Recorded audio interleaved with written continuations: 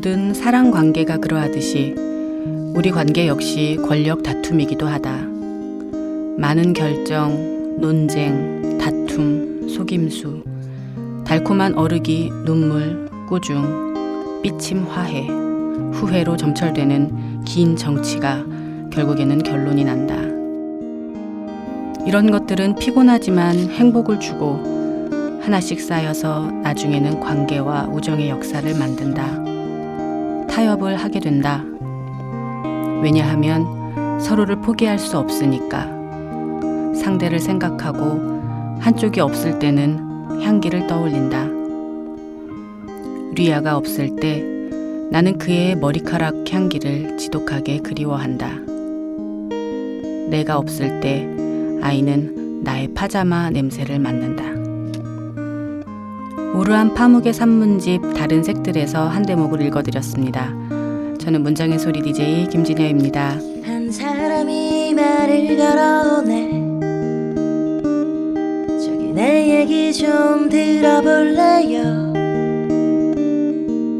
그 순간 바람이 한 줄기 불어와 책장을 넘기고 가네. 이것이 당신의 말들인가요? 참 아름다운 문장이군요.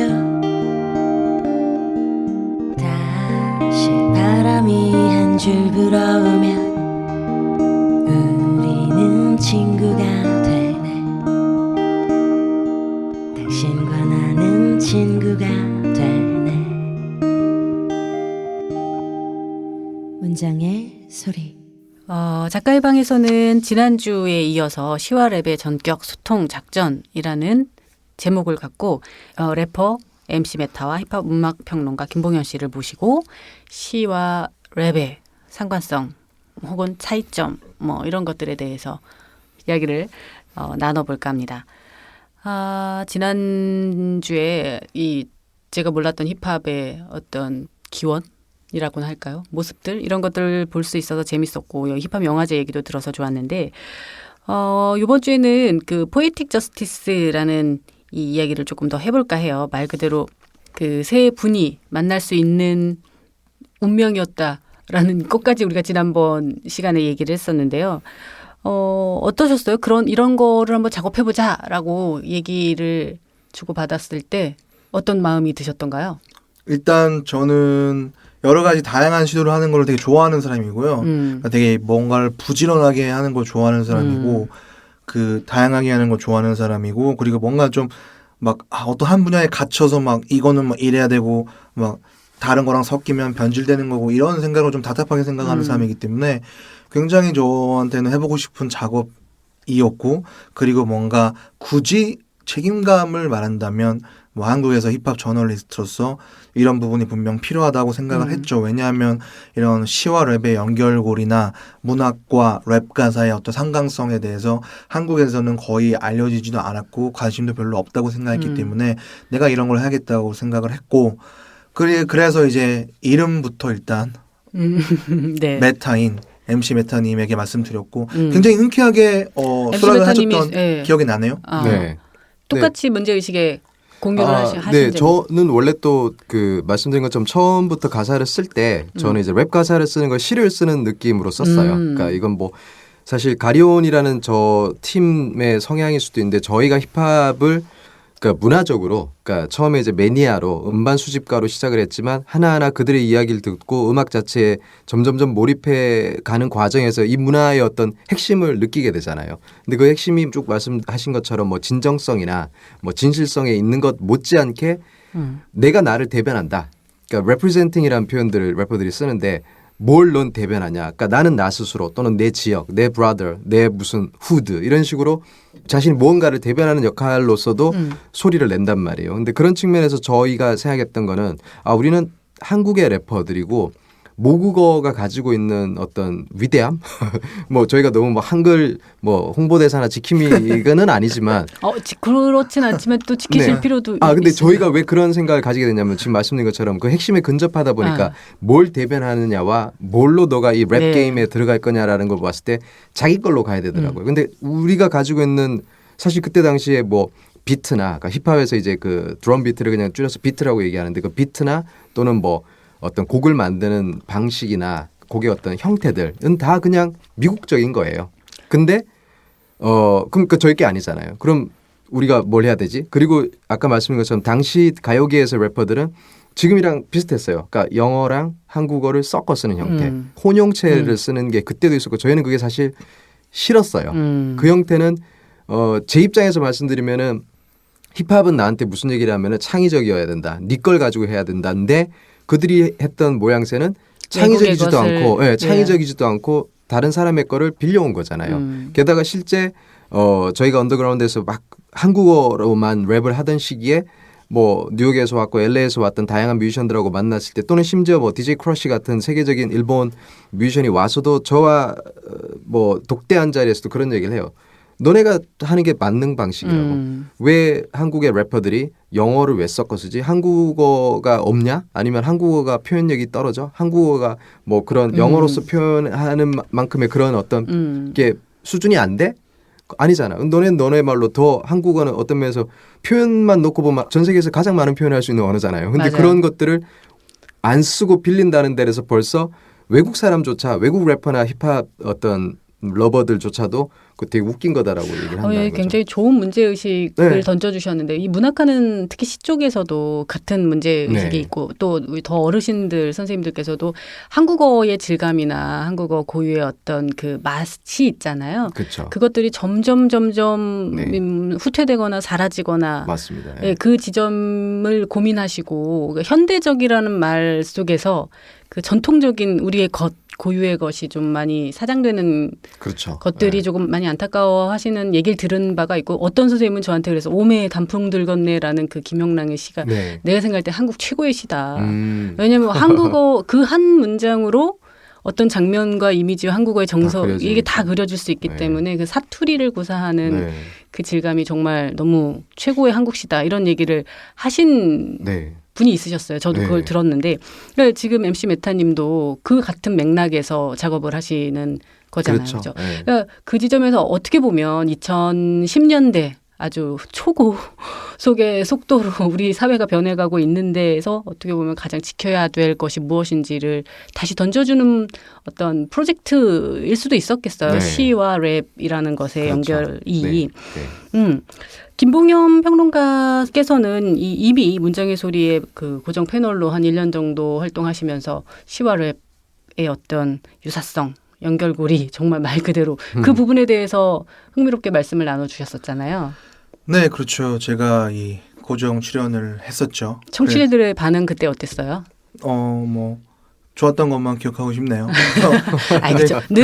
늘 반대도 있으니까 반대급부도 있으니까. 근데 좀 어떤 그 정통 문학 얘기를 많이 듣고 싶어하는 분들은 사실 제 코너를 좀 스킵하실 수도 있을 것 같은데 좀 젊고 시 좋아하고 문학 좋아하는 그 여성분들이 신기해하면서도 좀 흥미롭게 재미있게 뭔가 좀 같이 수다 떠는 기분으로 많이 들어주시지 않았나라고 생각을 하고요. 그때 뭐 굉장히 즐거운 기억으로 남아있고 오늘도 저는 굉장히 편안합니다. 오랜만에 왔는데 고향에 온 것처럼. 변한 게 없죠. 네, 변해서 아까 좀 약간 MC 변. 그렇죠. MC가 바뀌었네. 네, 아, 약간 DJ가. 네, 졸 뻔했어요. 너무 편해서. 네, 그렇습니다. 네. 그 연장선상에서 과거를 네. 이전의 일들을 좀 생각하시면서 말씀을 좀 듣고 싶네요. 그 시를 랩을 하듯이 리듬감 있게 낭독하는 것을 포에트리 슬램이라고 말하나요? MC 메타님께서 네. 네. 그러니까 슬램은 어떤 형태 중에 하나인데 그냥 시 낭독과는 또 살짝 다른 좀 퍼포먼스가 좀 더 이제 중요시되는 어떤 낭독의 형태라고 저는 이해를 하고 있고 미국에서 이제 시작된 건데 근데 이제 슬램을 하는 사람도 이제 슬래머라고도 표현을 하고 또 굉장히 막 주제나 어떤 뭐 그러니까 그 소재 자체가 굉장히 다채롭고 정말 뭐 별것 아닌 내가 뭐 신발 하나 샀는데 그 신발로 인해서 뭔가 막 세계를 이야기도 할 수 있고 뭐 하여튼 되게 그렇죠. 코믹한 것도 그렇죠. 많고요. 예. 네. 그래서 그러니까 퍼포먼스가 굉장히 중요한 형태의 낭독 뭐 형식이라고 보시면 될 것 같은데요. 그런 포에트리 슬램 또는 슬램이 사실 힙합 씬에서도 좀 이 교집합 영역이 있어요. 그래서 주로 이제 언더그라운드 래퍼들 위주로 뭐 2000년대나 그 전쯤부터 해서 슬래머이면서 동시에 래퍼인 그런 사람들이 슬래머로서 활동할 때 또 어떤 뭐 본인이 표현하는 어떤 그 감성이 있고 또 래퍼일 땐 또 래퍼로서의 표현하는 모습이 있었는데 그런 측면이 저는 예전부터 되게 매력적으로 느꼈고 말씀드린 바와 같이 저는 이제 시를 쓰는 형태와 랩 가사를 쓰는 형태를 동일시했던 사람이라 그런 측면에서 이제 이 포에틱 저스티스가 자연스럽게 포에트리 슬램의 형태를 보여주는 게 좋겠다라고 생각을 제가 한 게 아니라 원래 봉현 씨랑 이제 김경주 시인이 그걸 이제 해오던 분이니까 자연스럽게 저도 이제 그 지점이 같으니까 이제 합류를 하게 된 거죠. 그 김경주 시인의 시를 읽으셨잖아요. 그리고 네. 다른 시인들의 시도 자주 읽어보시는 편이세요? 저는 네, 막 자주 막 제가 읽을 만큼 제가 그런 정도로 뭐 문학과 가깝다 이렇게 감히 말씀드릴 수는 없지만 약간 고전에 대한 리스펙이 커서 어릴 때부터 뭐 약간 언제 이렇게 좀 시나 이런 데 좀 큰 어떤 충격을 느꼈던 건 이제 이상의 시를 처음 읽었을 때 충격을 느꼈고요.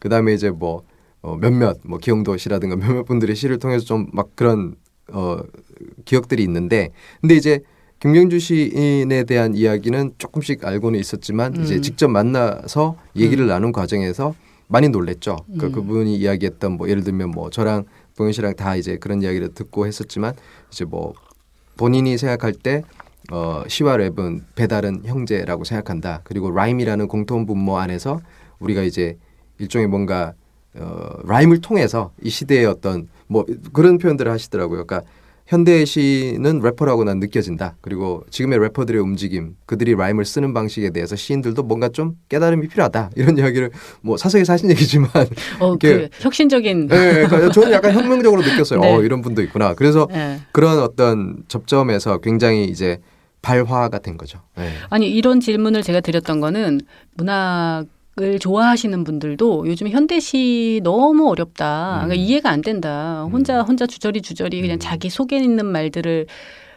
내뱉은 건데 이 도대체 그림이 그려지지 않는다는 거죠.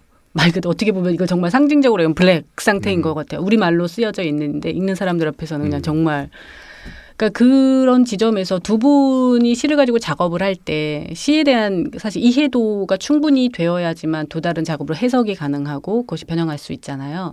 그 지점에서 어떻게 이 접해보신 현대시의 난해함이라는 것, 어려움이라는 건 어떻게 접근하셨어요? 일단은 그러니까 이게 시와 랩에 대해서는 굉장히 여러 가지 할 얘기가 많지만 이게 되게 중요한 예. 질문인 게 왜냐하면 네. 힙합을 좋아하고 힙합을 듣는 사람들은 아까 말한 대로 정말 훨씬 더 대중적이고 문학을 향유하고 향수하는 사람들보다 더 지금 넓고 많다고도 할 수 있는데 그분들에게 시에 근접할 수 있는 어떻게 보면 통로를 열어줄 수도 있을 것 같아요. 지금 오늘 두 분의 말씀들이. 네. 사실 뭐 현대시에 대해서 제가 그렇게 정통하지는 못해요. 뭐 아주 많이 이렇게 시인들처럼 저도 그렇죠. 예. 제가 힙합 무지랭이인 예, 거랑 많이 똑같은 알지는 거죠. 못하고 다만 이제 뭐 저는 뭐 김경주 시인의 시집을 비롯해서 뭐 유희경 시인이나 뭐 오은 시인이나 뭐 이런 시인들의 김소연 시인이나 이런 시인들 시집을 뭐 가지고 있긴 하죠. 많이 읽으실 때 어려운 지점들이 분명히 있으세요. 어렵죠. 당연히 어려운데 거기에 대해서 저는 항상 양가적인 생각을 가지고 있는 게 이 어려운 게 과연 이 사람의 시인의 뭐 역량 부족 때문에 내가 어렵게 느끼는 것인가 아니면은 내가 시에 대해서 조금 더 이해가 부족하기 때문에 어렵게 느끼는 것인가 혹은 시라는 것 자체가 어떻게 보면은 뭐 시인분 잘 아시겠지만 익숙한 것을 되게 낯설게 하는 것을 좀 특성으로 삼고 있는 거잖아요. 조심스럽지만 언어도 되게 쉽게 할 수 있는 것도 조금은 자기만의 언어로 색다르게 표현한다거나 그런 예술이기 때문에 그런 본질을 감안한다면 사실 저는 현대시가 어렵다는 게 뭐 꼭 시인들의 책임이거나 그렇다고 생각을 하진 않고 그런 면에서 동시에 랩도 사실 그렇죠. 그러니까 제 주변에서 실제로 랩을 하면은 왜 래퍼들은 왜 이렇게 가사가 잘 안 들리게 랩을 해요? 라고 실제로 요즘 또 한창 또 잘 나가시는 김어준 씨가 저한테 물어본 적이 있어요. 네. 저한테. 근데 이제 그런 물음이 물론 잘 들리면 좋죠. 당연히. 근데 그 랩이라는 것도 시처럼 사실 기존의 일상의 화법을 조금 되게 낯설게 하는 그 기본 태생적인 속성이 있다고 생각해요. 왜냐하면 리듬에 실어서 라임에 맞춰서 말하는 것이기 때문에 기본적으로 낯설게 그 될 수밖에 없거든요. 말을 어쨌든 네. 말의 관절들을 좀 이상하게 비틀 수밖에 없는 거죠. 리듬 네, 안에 관절이라는 실으려면. 말이 굉장히 좋은 표현인 것 같습니다. 예, 그렇죠. 관절의 체계가 다르죠. 일상의 화법이랑. 그래서 필연적으로 그런 부분이 좀 있기 때문에 그런 부분을 좀 감안해 주시면 좋을 것 같네요. 근데 이 얘기 왜 했죠?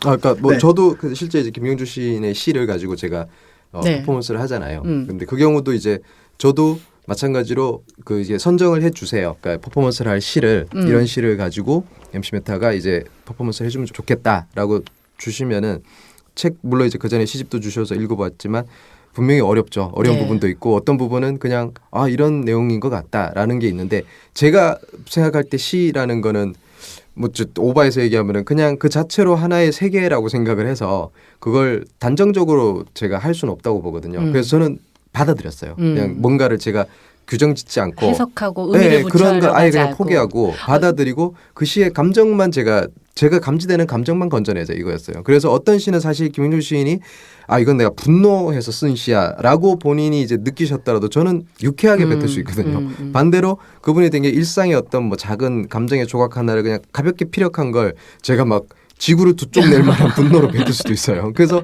그런 거는 결국 저라는 필터를 통해서 맞아요. 이 하나의 세계가 일면만 비춰지는 걸로 저는 그냥 인식을 하고 이 작업을 들어간 거죠. 그렇기 때문에 저한테 사실 뭐 어렵고 안 어렵고의 어떤 해석보다는 그냥 이 시가 저에게 주는 거를 저는 또 한쪽 방향으로 비추는 역할, 필터링을 하는 그 정도로 생각하고 지금 있죠. 말씀을 듣다 보니까 시와 랩의 약간의 미세한 차이가 느껴지네요. 네. 랩은 아까 말한 대로 정말 폭격을 하는 거잖아요. 네. 안에 있는 모든 네. 것들을 막 폭탄 터트리듯이 다 까서 쏟아내는 네. 작업이기 때문에 오는 어떤 후련함 그리고 그것을 듣는 사람들은 어떤 이 해방감과 함께 그렇죠. 이 엄청난 공감의 상태에 빠져든다는 지점이 있다면 시는 아까 말한 대로 읽는 사람마다 그 필터링을 다 다르게 할 수 네. 있다는 네. 지점이 네.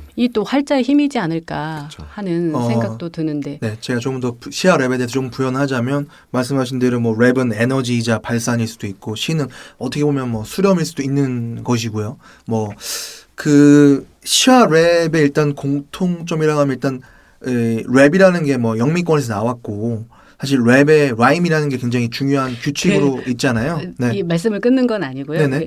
혹자는 연구자들 중에서는 랩의 기원이 우리나라에 있었다라는 식으로 얘기도 해요. 그러니까 예를 들어 판소리 사설, 네, 맞아요. 네, 사설 쪽 가지고 뭐 읽을 때 뭐 그 사람네들이 했던 것들 다 우리나라에 근본적으로 랩의 기원이 있었다 이런 얘기를 하기도 하더라고. 뭐 3444, 오, 34. 네, 그렇죠.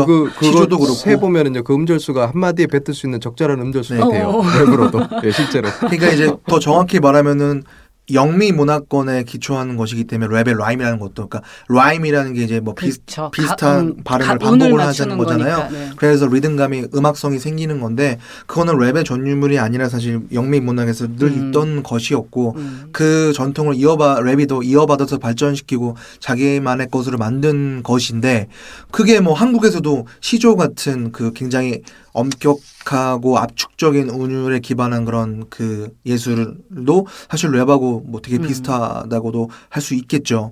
근데 이제 그러니까 이런 면에서 뭐랄까요 그 시와 랩은 압축적인 운율에 기반한 그 형태란 점에서 굉장히 비슷하다고는 할 수 있는데 근데 뭐 시라는 거는 모르겠어요. 좀 이렇게 랩은 최대한 많이 채워 넣어서 발산을 하는 그 스토리텔링이라면은 시라는 거는 뭔가 최대한 뭔가 좀 비워내려고 노력을 하는 것이지 않나.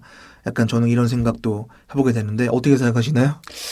어려워지고 있는데요. 네. 근데 지금 아니, 얘기하신 거 들으니까 네. 제가 생각나는 게 김경주 시인의 시를 가지고 제가 작업을 할 때 말씀하신 것처럼 그 안에 숨어 있는 리듬을 저는 찾아내야 되잖아요. 저는 이제 음악적 형식으로 뱉는 래퍼니까. 그럼 결국 저희가 음악적인 형식을 지켜낼 수 있는 유일무이한 게 라임이에요. 그러니까 라임이라는 건 아시다시피 어떤 일정한 간격으로 뼈대죠, 발생되는 뼈대. 네. 어떤 소리를 이제 기본적으로 저희는 모음을 매칭을 하는데 근데 그런 부분을 만약 시인의 시를 그대로 놓고 그걸 찾아내려 그러면 불가능하죠. 네, 좀 어려워요. 근데 그래서 네. 그 말씀을 하려고 그랬어요. 지금 어떠세요 하길래 한국 현대시는 사실 지금 그 안에서 리듬을 형식적으로 발견해내기가 거의 그렇죠. 어렵잖아요. 저도 그 말씀을 하려고 했는데 네. 그래 저도 그 말씀을 하고 있습니다. 그러니까 세 명 다 지금 막 그런데 MC 메타님이 그 얘기를 하고 있으실 것 같아, 있으신 것 같아서. 그러니까 제가 조금 정돈을 하자면은 시와 랩도 생각을 해야 되지만 미국과 한국의 차이도 좀 생각을 해야 되는 게 영민 씨는 사실 굉장히 형식적으로도 여전히 랩과 라임이 강하게 같잖아요. 작동하고 있고. 근데 네. 한국의 현대시는 뭐 제 잘은 모르겠지만 굉장히 그냥 자유시 아닙니까? 또 이것도 아닌가요?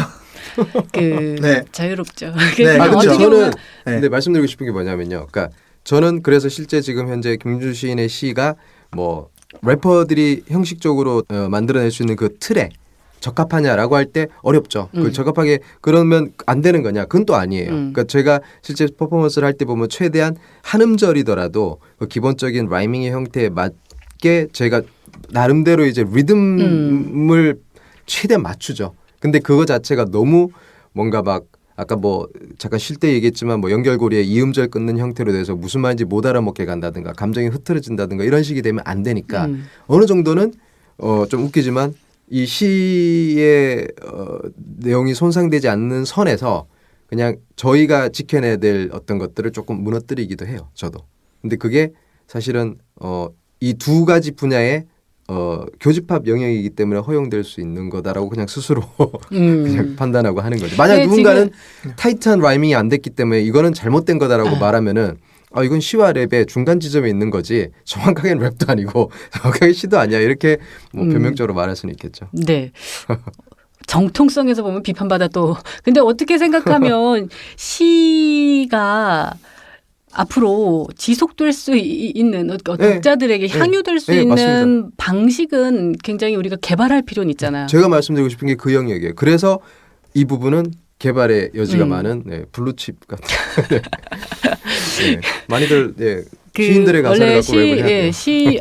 근데 예전에는 시인들의 이 시를 가지고 가곡으로 만들었잖아요. 네, 맞습니다. 노래도 하고. 네, 정말 가곡으로 다 뭐 김소월의 진달래꽃이고 뭐고 다 가곡으로 만들어졌는데 요즘은 가곡이 아니라 가요도 획기적이었지만 이제 다 그것도 이제 힙합화 한다면 시라는 장르가 이렇게 고립적이고 점점 뭔가 축소되어가는 그 우리말의 어떤 노름이 아니라 정말 말 그대로 전 국민이 다시 향유할 수 있지 않을까요? 그렇죠. 네. 네. 그런 어떤 선봉에 서신 분들이니까 오늘 두 분이 관객들의 반응 어떠셨어요? 그 직접 현장에서 공연을 하시면서 관객들이 이게 뭐야? 뭐 이런 반응도 있을 수 있고 호응을 열렬히 하시는 분들도 있었을 테고 궁금하네요. 기본적으로 김경주 시인의 시를 MC 메타라는 래퍼가 그 퍼포먼스하는 것에 대해서는 굉장히 반응이 좋았어요. 대부분 되게 근사하다는 입장이었고 되게 새로운 충격이었다라는 입장이 사실 많았던 걸로 기억을 하고요. 왜냐하면은 아까 슬램을 얘기하셨는데 슬램이 랩도 아니지만 어떤 시의 소극적인 낭독보다는 굉장히 적극적이고 역동적인 어떤 퍼포먼스 방식이라서 미국에서는 뭐 대학교나 이런 고등학교에서도 슬램 대회를 열어서 자기가 말하고 싶은 주제에 대해서 슬램이라는 그 퍼포먼스 방식을 통해서 말을 하세요. 뭐 이런 게 굉장히 생활화되어 있거든요. 근데 저희가 그 김경주 시인의 시를 MC 메타가 퍼포먼스 할 때 포인트는 김경주 시인의 시를 훼손하지 않습니다. 절대로. 한 글자도 훼손하지 않아요. 그러니까 래퍼가 현대 자유시에는 외용률이 없기 때문에 여기 래퍼가 내가 쓰는 것처럼 라임 이렇게 만들어갖고 개사해야지 이게 아니고 원문을 보존하면서 하지만 랩의 외용률을 와는 다르지만은 분명히 시인이 자기만의 방식으로 숨겨놓은 음악성과 리듬 혹은 라임이 있을 것이다. 근데 그거를 시인이 또 알려주지 않습니다. 래퍼는 거기서 숨은 그림 찾기 하는 것처럼 그 음악성을 끄집어내서 자기만의 해석을 원문을 훼손하지 않고 하는 것이고 저는 저희의 퍼포먼스가 시를 랩처럼 개사를 해서 했다면 의미가 좀 떨어진다고 생각해요. 근데 그렇죠. 그렇게 되면 수단화 되잖아. 그렇죠. 네. 원문을 보존하면서 뭔가 숨은 그림 찾기 하는 것처럼 그 시와 랩의 공통점에 연결하는 방식의 퍼포먼스이기 때문에 저는 훨씬 더 의미가 있다고 생각을 하고 그런 면에서 관객들이 좋아했느냐 이게 질문이었어요. 그러니까 그런 면에서 많은 분들이 그 지점에 되게 좀 박수를 쾌감을 보내셨구나. 느끼시는 것 같아요. 네. 힘드셨겠어요, MC 메타님께서. 그게 재밌기도 했겠지만. 네, 근데 그 쓰시는 분이시니까 알겠지만 뭔가 과정은 어렵지만 열매는 다니까. 네. 네.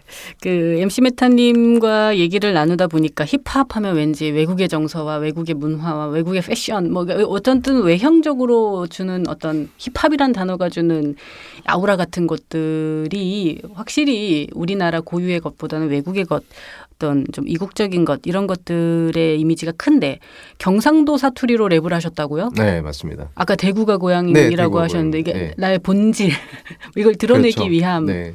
이었나? 듣고 싶다. 듣고 싶지만. 짧게 해드릴까요? 네. 그러니까 뭐 저 인트로에 들어가는 것만 드리면 이제 아무래도 경상도 분들이 들으시면은 제가 지금 요즘 부산 아시겠죠? 살고 있어서 잘 듣고 있어요. 예. 그러면 살짝은 그냥 아카펠라로 네, 해볼게요. 네. 뭐가 문제인겨 꼬마 그냥 놔두 있어 모함은 열지 말고 그냥 꾹 닫아두 있어 엄한 다리 잡지 말고 혼자 말아무 있어 차라리 하려면 뭐 이 정도로 할게요. 오. 비토피 할리가 뭔가 좀 뭐 쑥스러운데 라임이 그냥 네. 똑똑 떨어지는 것이. 그러니까 이게 마이소, 사실 하이소. 네 그런 부분들을 주로 썼는데요. 그러니까 이게 사실 제가 어릴 때, 그러니까 대구에 살 때는 그 인지를 못하다가 나중에 이제 서울에 왔는데 이 지역 말 또는 이제 이 사투리 방언에 대한 이제 뭔가 억압이 있더라고요. 그러니까 저는 대학원 진학하면서 서울 왔는데 제가 이제 이렇게 수업을 하잖아요. 그 발표를 하는데 이제 제 이 사투리가 이제 나머지 학생들이나 교수님들이 알아듣지를 못할 정도로 심하니까 이 챕터를 그러셨었어요? 지금은 전혀 모르겠는데. 그러니까 지금은 저가 바뀌었죠. 그 억압의 어떤 희생양이 됐죠. 왜냐하면은 이 챕터를 이제 홀드를 하겠다. 너가 이걸 우리한테 이해시켜 줄 수 있게 어투를 바꾸지 않으면 이건 이번 학기 때 안 한다. 그러니까 저는 이제 막 신입 학생인데 얼마나 그게 무섭겠어요. 그래서 그때 동교동에서 하숙생활을 했는데 맨날 거기 누가 앞서 산 사람이 손바닥만한 거울을 붙여놨거든요. 그걸 보면서 매일 연습했어요. 그 서울 말씨를. 근데 나중에 이제 제가 관련해서 이런저런 뭐 일들을 하고 또 이런 작업들을 하는 과정에서 느낀 게 오히려 그 지역 말들이 가진 독특한 정서나 감정이나 그 리듬감이나 그 특히 그 액센트 같은 게 주는 게 굉장히 음악적이더라고요. 그래서 저는 뒤늦게 깨달았어요. 야 이거 진짜 사투리가 힙합인데? 그래서 저는 이제 물론 막 굉장히 뭐랄까 왕성하게 이런 작업들을 많이 하는 건 아니지만 개인적으로는 긴 호흡으로 보면서 저는 되게 좋아하는 게 툇말 뭐 이런 표현을 쓰시더라고요. 그러니까 엄마 뱃속에 있을 때부터 들었던 툇말이라는 이 의미들을 좀 이어가려는 개인적 목표가 있거든요. 그래서 뭐 짧게 잠깐 들려드렸지만 그런 어떤 생각들의 출발점에서 이 작업을 했던 거고 또 다른 이제 어떤 이런 지역 출신의 래퍼들이나 뮤지션들도 예를 들어서 뭐 강산혜 씨도 보면 그런 사투리로 노래를 하신 것처럼 그런 것들이 더 활성화되기를 바라는 바람이 있죠. 예, 그냥 듣다 보니까 메타님 얘기를 듣다 보니까 그냥 힙합 그 라임 쫙 중간에 다 올스탑 시키고 그냥 일단 화이트와 비슷하게 탁 거기서 사투리를 구성지게 하나 딱 놓고 다시 뭔가 랩을 다시 시작하는 거 되게 멋있을 것 같은 생각이 드네. 오히려 정말 툇말이 훅 튀어나오는 것처럼 되게 매력적이고 충분히 어떻게 보면 이게 세계적으로도 먹힐 수 있는 맞습니다. 네, 고유성. 제가 볼 땐 그래요. 네. 그 있을 것 같아요. 듣기에도 맞습니다. 전혀 이질감이 없고. 감사합니다. 지금 이 노래가 그 묵갓기아이라는 제목의 네. 노래인데 이 노래가 그 나왔을 때 그 한국 대중음악상 시상식에서 또 올해의 힙합 노래로 이제 상을 받기도 했죠. 네. 받을만하다라는 생각이 저도 감사합니다. 네, 들고요. 축하드리고 어쨌든 그건 또 이제 평상시 힙합을 하시면서 내 갖고 있었던 어떤 고민, 철학이 반영된 결과물일 테니까 그런 맥락에서 보면 궁금한 게 있어요. 지금 끊임없이 나를 발산해내는 것, 나를 폭로하는 것 뭐 이런 말씀하시는데 힙합의 어떤 우리가 락 스피릿 아까 얘기했지만 힙합에도 스피릿 같은 게 있을 거 아니에요? 그런 걸 뭐라 그러나요? 그쪽에서 하시는 태도 분들. 같은. 네. 근데 뭐 힙합 정신이라고 말을 힙합 많이 정신이라고 하는데 그러나요? 지금 말씀하시는 정신이 뭐 약간 뭐 저항 정신 이런 것들 말씀하시는 건가요? 아니면 그러니까 저는 네. 모르니까. 근데 네네. 뭐 흔히 알기로 문학도 근본적으로 세대 개념을 갖고 있을 땐 저항성으로 비롯이 되니까 힙합의 어떤 근본 기저에 깔려 있는 정신 같은 것들 이게 문학하고 공통되는 지점이 있는 것이냐 뭐 이런 것들도 궁금하네요. 그러니까 뭐 힙합을 한마디로 정의낼 수는 없는데요. 뭐 여러 가지 힙합의 본질적인 것들이 있다면은 일단 아까 말씀드린 어떤 keep it real이라고 하죠. 늘 진실하고 너의 얘기를 하고 늘 뭔가 그 거짓말하지 않고 속이지 않고 떳떳하게 당당하게 살아라 그런 태도 같은 것들이 있고 그리고 하나는 뭐 그런 뭐 셀프메이드라고 하죠. 원래 아무것도 없는 밑바닥에서 내 힘으로 이러이러한 걸 성취해서 여기까지 올라왔다. 이런 것들 그런 태도가 있겠고 또 하나 제가 제일 좀 강조하고 싶은 거는 그 항상 힙합은 긍정을 향해 긍정을 말하는 음악이라고 저는 생각을 하거든요. 그러니까 미국 흑인들이 뭐 난 뭐 지금 가난하고 뭐 그래서 막 뭐 어쩌고저쩌고 이런 얘기들을 막 하고 욕도 하고 그럴 수 있지만 사실 그 래퍼들이 항상 하는 얘기는 난 여기서 이제 랩으로 여기 벗어날 거고 난 성공을 할 거고 난 그래서 내 삶을 더 행복하게 만들 거야. 그리고 실제로 랩 가사에는 뭐 내 삶은 랩을 하면서 네거티브에서 파지티브로 가고 있어. 뭐 약간 이런 어떤 항상 부정에서 긍정으로 가는 그런 메시지 같은 것들이 젊은이들에게 많은 동기부여를 해주는 것 같습니다. 네. 네. 금목걸이 이런 게 생각이 나네요.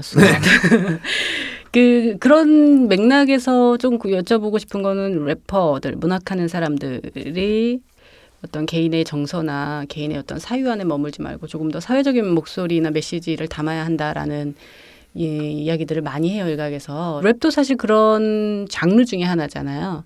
어떠세요? MC 메타님은? 일단 근데 이제 그 래퍼들의 사회 참여적 가사 또는 뭐 어떤 그런 목소리라는 부분에서 저 역시도 네, 시국이 또 시국인지라. 네, 그렇죠. 지금 시국이 워낙 수선해가지고. 네, 네. 그래서 물론 이제 여기에는 제가 볼 때는 뭐 하나의 뭐 단면으로 말할 수는 없겠지만 분명 랩이 가지고 있는 어떤 뭐 모양새 또는 그 특성이나 형태 자체가 주는 공격성이라든가 또는 아까 쭉 말씀드린 것처럼 뭐 좀 선언성도 있고 자기를 굉장히 막 이렇게 낱낱이 드러낸 진정성 이런 측면으로 볼 때 어찌 보면 가장 뭐 이야기들을 전달할 수 있는 목소리로서의 힘이 있다라고 보거든요. 그러다 보니까 자연스럽게 래퍼들이 예를 들어서 지금 시국의 어떤 상황들에 대한 목소리를 내야 된다라든가 또 그런 데 대한 뭐 참여적인 모습들 이걸 이제 바랄 수밖에 없는 건 자연스럽다고 봐요. 근데 동시에 또 어떤 멍해를 래퍼들한테만 지어주는 것도 좀 그렇다고 보는 게 원래 이 장르 자체가 태생적으로 볼 때 사실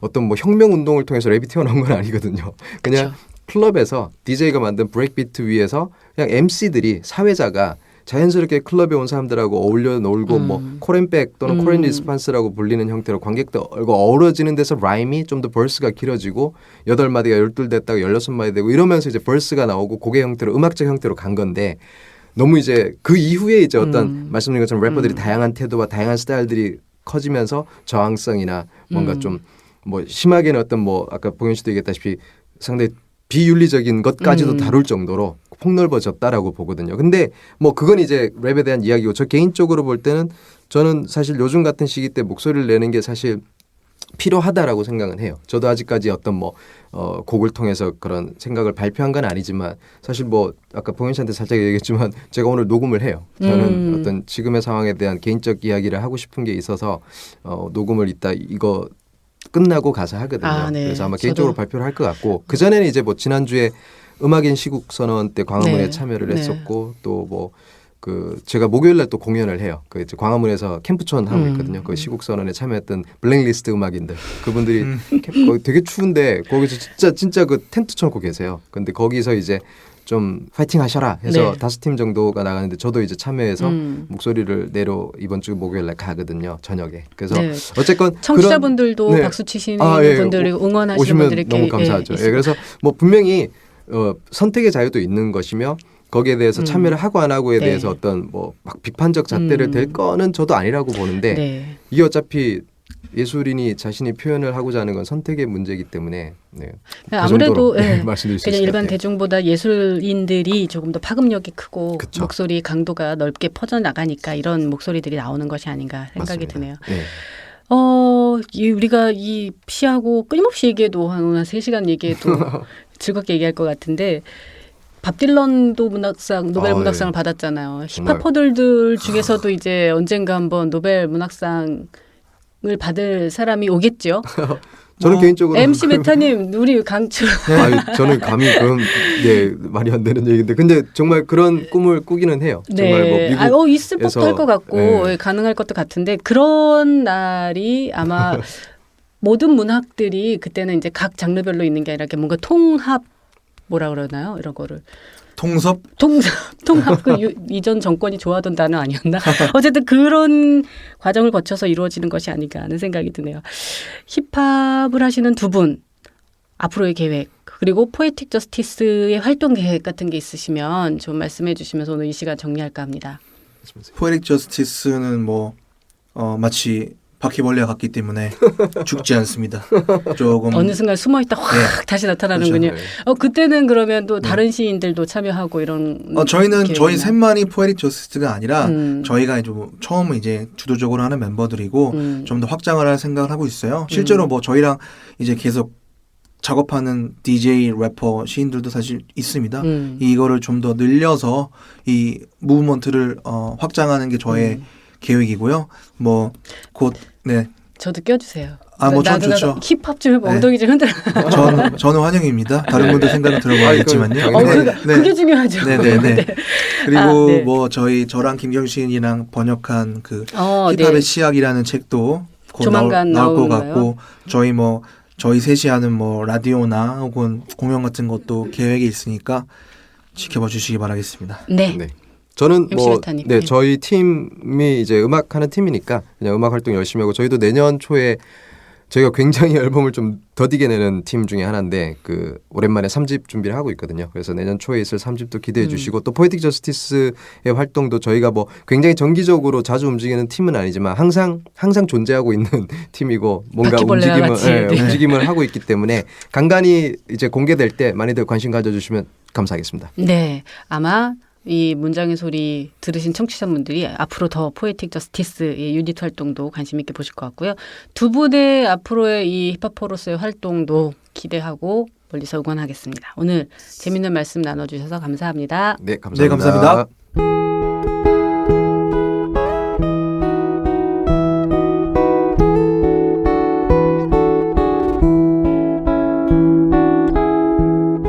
어제 문득 단어 하나를 만났습니다.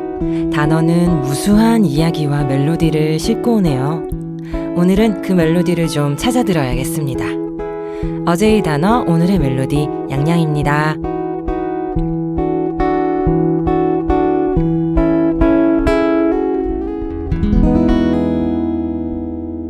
안녕하세요, 양양입니다.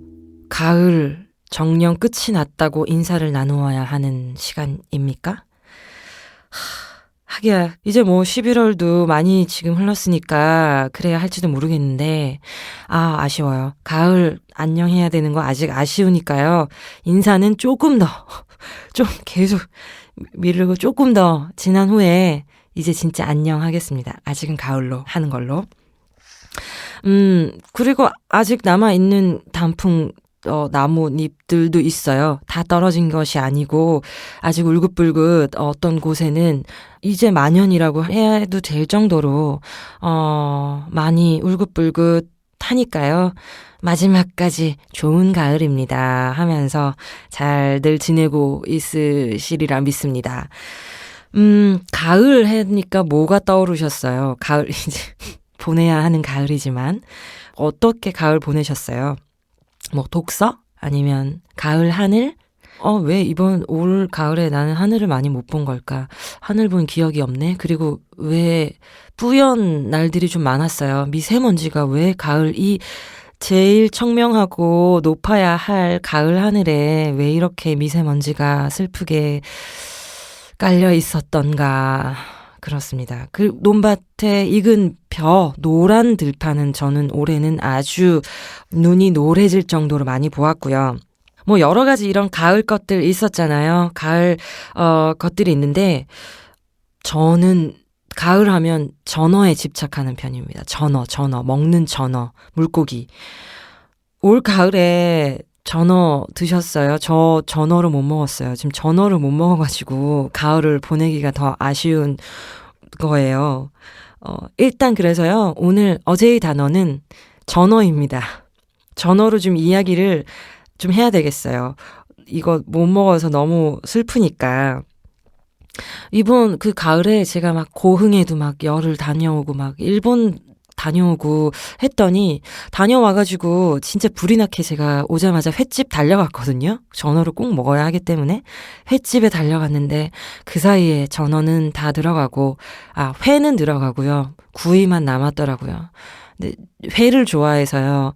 안 먹었어요. 그래서 왜 제가 이렇게 가을에 전어에 집착하게 되었냐 생각을 해봤더니 어릴 적에 항상 그 가을이 되면 아버지가 전어 사줘 해서 엄마가 시장 가셔서 전어를 사오셔서 집에서 손질해서 싸먹었던 기억이 가을에는 항상 그랬었거든요. 어린이 입맛에는 참 맞지 않는 회죠. 뼈도 막 있고 막 기름져가지고 이게 도대체 무슨 맛이야. 어릴 때는 참 그래서 먹지 않았어요. 생긴 것도 조금 징그럽잖아요. 막 껍데기 은빛 그 껍질에 막 점이 막 이렇게 딱딱딱 찍혀 있고 그래서 조금 징그러운 모습이었던 것 같아요. 그래서 이게 뭔가 하고 먹지 않았었는데 이상하게 나이가 들면서 가을에는 전어를 먹어야 한다는 게 약간 숙제처럼 돼버린 거예요. 약간 이건 추억을 먹는 느낌이에요. 저에게는. 그래서 전어는 아니면 그리움의 맛인 것 같아요. 아무튼 올해 지금 전어를 못 먹었는데 전어 단어 떠오르면서 확 떠오른 멜로디가 있습니다. 오늘 소개시켜드릴 멜로디는요. 좀 민망하긴 한데 슈베르트의 송어입니다. 송어가 절로 떠오르더라고요. 전어 하니까. 송어를 먹어본 기억은 잘 없는데 이 송어 팔딱팔딱 전어 팔딱팔딱 뛰는 모습처럼 송어 이 음악 가곡이었죠. 이 노래 팔딱팔딱 하는 게 절로 떠올라서요. 좀 어울리진 않지만 이 노래 잠깐 들어보려고 해요.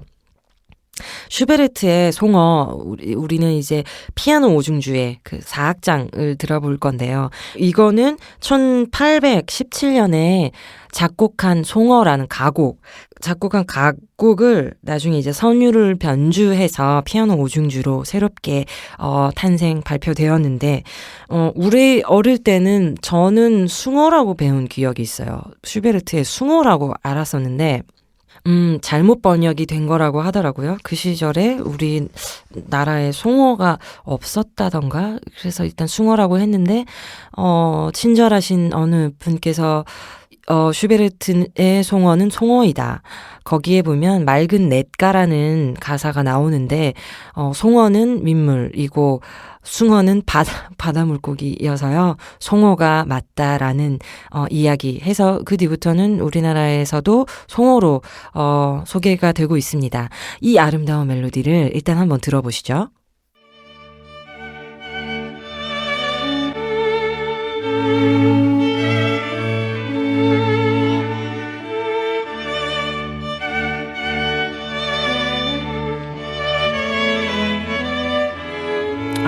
이거 계속 들으면서 그냥 그 냇가 생각하고 싶다. 이 처음 가곡이었을 때 가사가 뭐 이런 내용이라고 해요.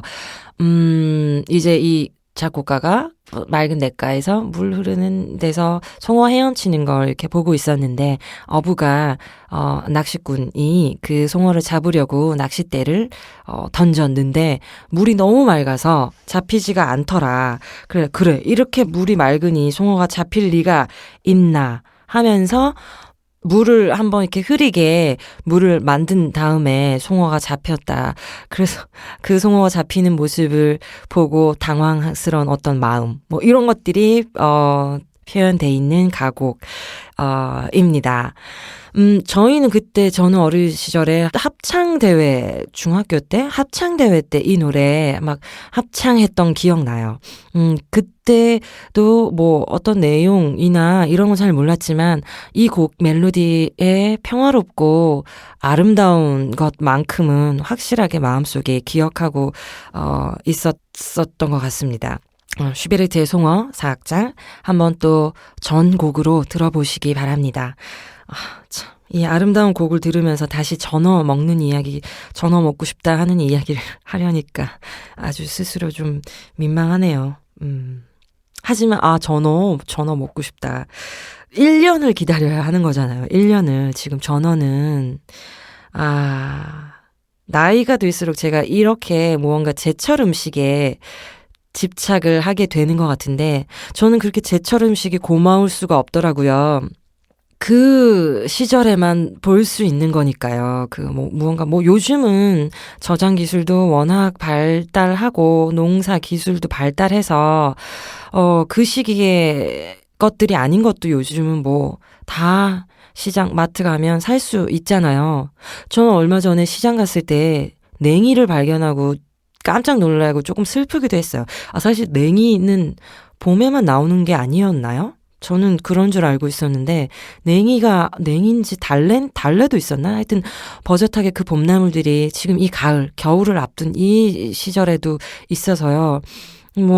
끓여 먹으면 맛있기야 하겠지만 좀 슬프다 하는 생각 들었었습니다. 이제 계절이 무너지고 있는 건가라는 생각이요. 그래서 있다 하더라도 겨울에는 수박, 참외 같은 걸 사지 않겠다. 겨울에는 냉이를 사지 않겠다. 이런 약간 혼자만의 쓸데없는 고집을 피우고 싶어요. 그래서 제철 음식 하면 저는 봄 하면요. 몇 년 전 봄에 제가 남도에 가서요. 도다리 쑥국이란 걸 먹었습니다. 그 철의 그 지방의 음식이에요. 남도에서 나는 도다리가 봄에 잡힌다고 합니다. 그래서요, 그때는 또 어떤 상황이었냐면 진짜 제가 머물던 숙소의 눈앞에 그냥 쑥이 지천으로 널려 있었죠. 그리고 함께 있던 일행 중에 또 한 분이 마침 너무나 고맙게 요리사셨어요. 그래서 이분이 시장에서 갓 잡아 올린 도다리를 사오셔서요. 그 앞에 마당에서 쑥을 우리 모두 함께 캐서 도다리 쑥국을 끓여주셨는데 그렇게 고소하고 맑고 향기로운 담백한 생선국을 처음 먹어본 것 같아요. 그래서 저는 이제 그 뒤부터는 봄 되면 도다리 쑥국 먹으러 사실 도다리 쑥국 아마 서울 어딘가에도 파는 곳이 있을 텐데 그것도 막 거부하고 남도에 가서 그것이 자라는 진짜 그 원산지 가서 먹고 남도 가서 도다리 쑥국 먹고 싶다 하는 마음. 여름에는 사실 날이 너무 덥고 해서요. 먹는 것에 그렇게 욕심 많이 안 나는 것 같아요. 그래서 여름에는 시원한 수박, 참외, 이게 저는 여름의 제철 가장 마음속에 담겨있는 제철 음식. 가을은 역시나 가을은 전어고요. 이제 슬슬 겨울 되면 과메기 나오는 시간입니다. 과메기와 굴. 진짜 맛이 좋아요. 사실 너무 맛있어서 먹는 거라기보다는 저는 이것들이 다 그 계절을 맞이하는, 계절과 인사 나누는, 안녕, 이제 왔어? 겨울 왔어? 반갑다 하는 인사 의식할 때 먹는 건 거죠. 그러니까 과메기를 먹으면서 인사를 나누는 거죠. 안녕, 이제 겨울이 왔구나, 겨울이구나. 네, 그래서 제철 음식을 사랑하는 게 아닐까 하는 생각 듭니다. 제가 여기서 오늘 한 구절 이런 제철 것들, 날 것들, 갓 잡아 올린 것들 이야기 전어 물론 지나갔지만 그 이야기 하면서 읽어드리고 싶은 구절 찾아왔는데요. 2002년, 벌써 14년 전이구나. 2002년에 발표하신 곽재구의 포구기행.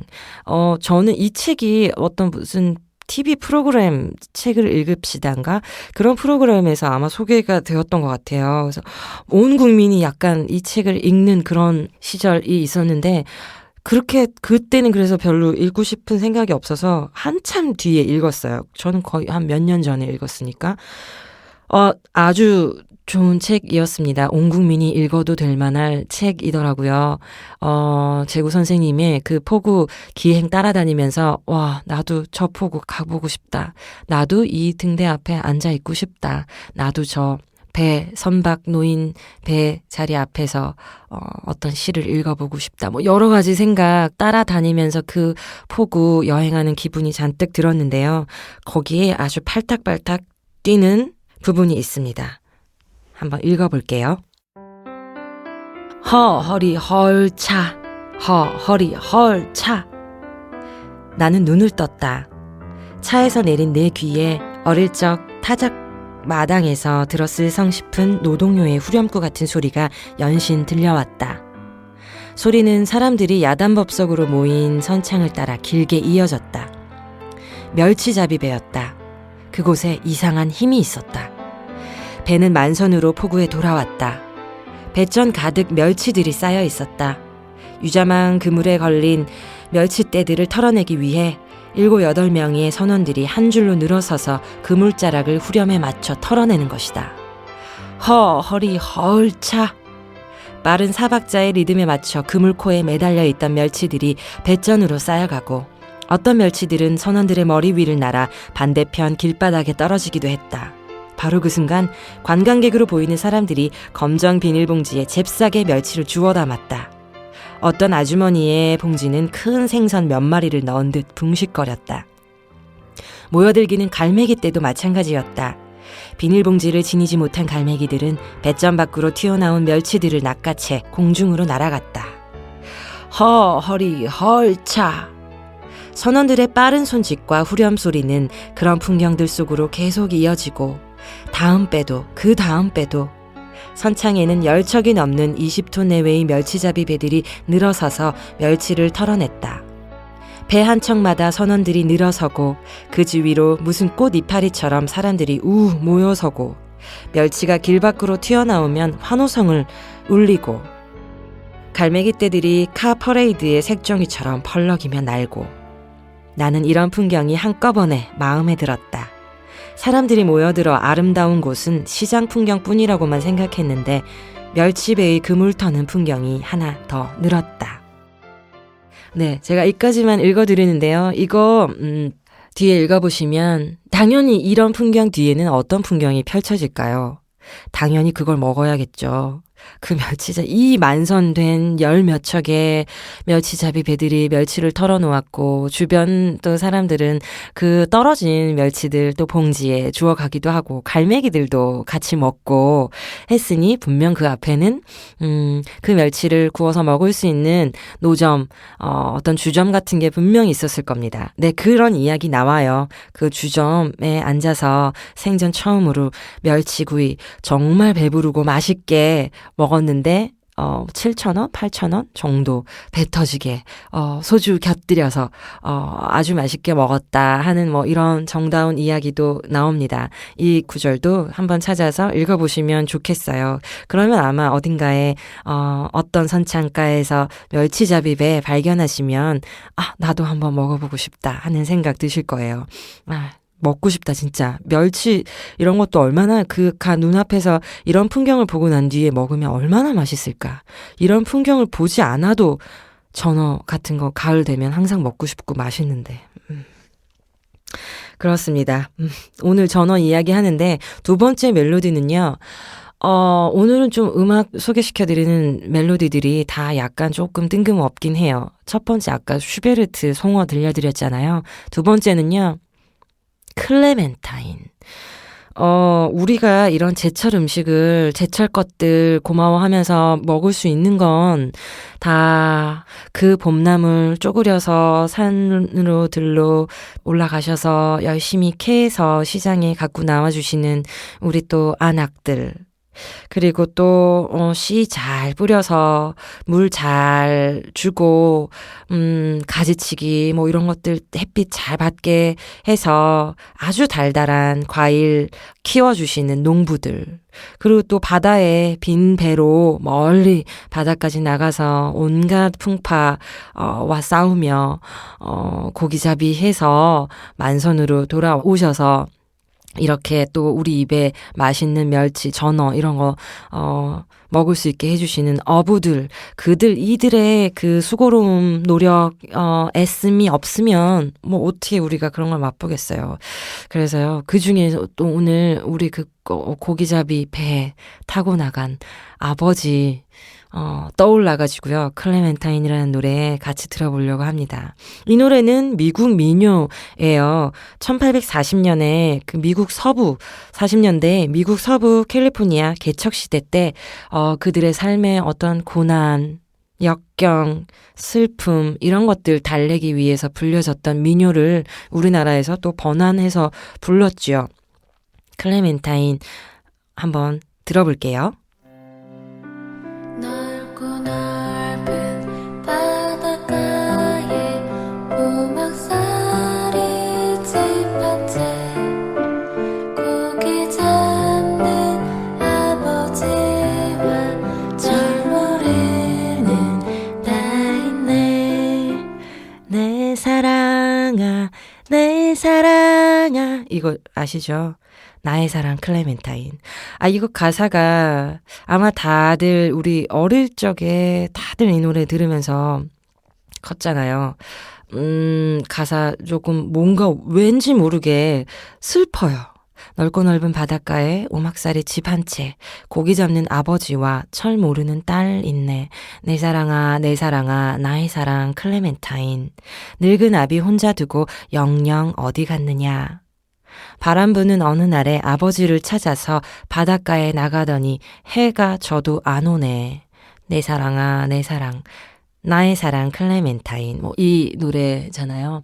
이거 약간 우리 어릴 적에 들었던 이런 동요 중에 엄마가 섬 그늘에 꿀 따러 가면, 이 노래만큼이나 슬픈 노래. 이 두 노래는 왜 이렇게 들으면 마음이 애잔할까? 가만히 생각해보면 둘 다 가사가, 하나는 아빠가, 딸은 또 이 오막살이 딸 집에 있을 때 아빠 혼자 고기 잡으러 나가시고, 엄마가 섬 그늘에 굴 따러, 엄마는 또 굴 따러 가면 아기 혼자 집에 남아 있고, 이런 상황이어서 그런 건 것 같아요. 어릴 때 어린 꼬마에게, 어린 아기에게 이 노래를 자장가처럼 불러주면 항상 아기들이 울먹울먹 했던 기억이 납니다. 클레멘타인이라는 노래, 고기잡이 하시는 아버지들께 감사하다고 말하고 싶어서 들어본 노래였습니다. 고맙습니다. 어부님들 진짜 고맙습니다. 맛있는 것들 잡으러 혼자 쓸쓸한 바닷길 나가주셔서 고맙습니다. 네, 오늘 이렇게 제가 오래 못 먹어서 가슴에 남은 단어, 전어에 대해서 이야기 나누어 보았는데요. 집 나간 며느리가 다시 돌아온다고 하잖아요. 전어.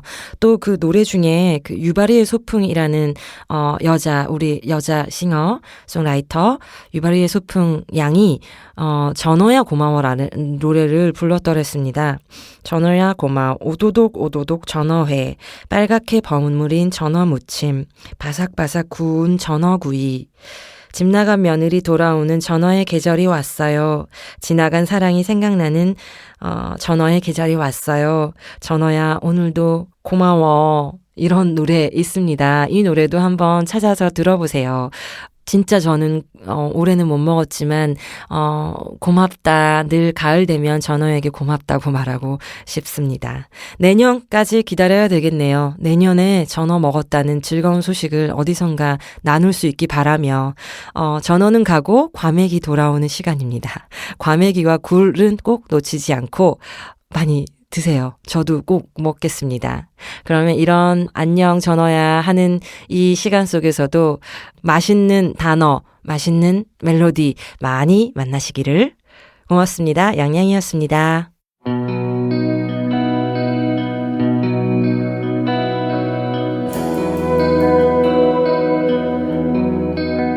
부쩍 공기가 차가워졌습니다.